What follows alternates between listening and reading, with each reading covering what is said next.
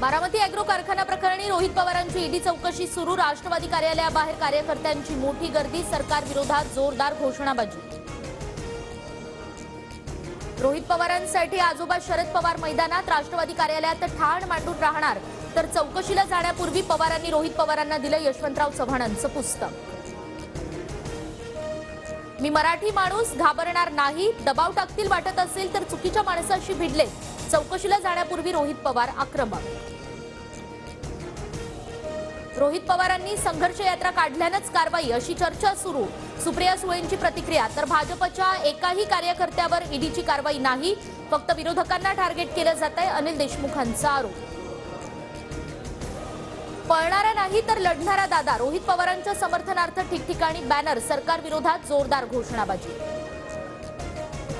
ED आता भाजपची शाखा झाली आहे। आम्ही अनेक घोटाळे काढले, मात्र तिथे ईडी नोटीस नाही। राऊतांचा घणाघात, फक्त महाविकास आघाडीच नाही तर संपूर्ण महाराष्ट्र रोहित पवारांच्या पाठीशी, राऊतांचं वक्तव्य। पाकिस्तानातील हुकुमशाही भारतात आली का? ईडी चौकशीवरून आदित्य ठाकरेंचा सवाल, तर रोहित पवार, सूरज चव्हाण आणि पेडणेकरांना हैराण केलं जातंय, आदित्य ठाकरेंचा आरोप। रोहित पवार ईडी चौकशीचा राजकीय इव्हेंट करतायत। चौकशीसाठी कार्यकर्त्यांचा लवाजमा घेऊन जाण्याची गरज काय? अजित पवार गटाच्या उमेश पाटलांची टीका। राष्ट्रवादी आमदार अपात्रता प्रकरणी सुनावणीला सुरुवात। अजित पवार गटाच्या वकिलांकडून जयंत पाटलांच्या प्रदेशाध्यक्ष पदावरील निवडीवर प्रश्नचिन्ह, तर पुढील प्रदेशाध्यक्षाच्या निवडीपर्यंत कार्यकाळ सुरू राहतो, जयंत पाटलांचं उत्तर। ममता बॅनर्जी इंडिया आघाडीतून बाहेर। काँग्रेसकडून तृणमूलचे प्रस्ताव अमान्य। लोकसभेत कुणाशीही युती करणार नाही, ममता बॅनर्जींचं स्पष्टीकरण। ममता बॅनर्जी दबाव निर्माण करण्याचा प्रयत्न करत असाव्यात। आम्ही जागा वाटपाबद्दल चर्चा करत आहोत, इंडिया आघाडीतील वरिष्ठ सूत्रांची TV9 मराठीला माहिती। महाविकास आघाडीची उद्या मुंबईत महत्त्वाची बैठक। वंचितलाही बैठकीचं निमंत्रण। लोकसभेच्या जागा वाटपाबाबत उद्या अंतिम चर्चा, संजय राऊतांची माहिती। थोड्याच वेळात मराठा आरक्षणासंदर्भातील क्युरेटिव्ह पिटिशनवर सुनावणी। सरन्यायाधीशांसमोर सुनावणी होणार। मराठा समाजाच्या वतीनं खुली सुनावणी घेण्याची मागणी। मराठा मोर्चाचा आज 5वा दिवस। जरांगेंचा पायी मोर्चा पुण्यातील खराडीमधून लोणावळ्यामध्ये आज दाखल होणार।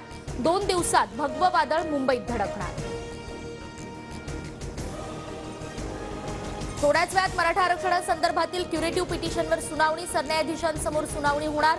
मराठा समाजाच्या वतीनं खुली सुनावणी घेण्याची मागणी। मराठा मोर्चाचा आज 5वा दिवस। जरांगेंचा पायी मोर्चा पुण्यातील खराडीमधून लोणावळ्यात दाखल होणार। 2 दिवसात भगवं वादळ मुंबईत धडकणार। मागासवर्ग आयोगाच्या अहवालानंतर विशेष अधिवेशन घेणार। मराठा आंदोलकांनी संयम ठेवावा, मुख्यमंत्री शिंदेंचं आवाहन। मराठा आंदोलकांच्या दबावात येऊन निर्णय घेऊ नका, ओबीसी नेते बबनराव तायवाडे यांचं सरकारला आवाहन। अन्यथा ओबीसी समाजही मुंबईकडे कूच करणार, तायवाडेंचा इशारा। धाराशिव शहरात आज दुपारी 3 वाजता ओबीसी मेळावा। प्रकाश आंबेडकर, प्रकाश शेंडगे उपस्थित राहणार, तर छगन भुजबळ आणि गोपीचंद पडळकर येण्याची शक्यता।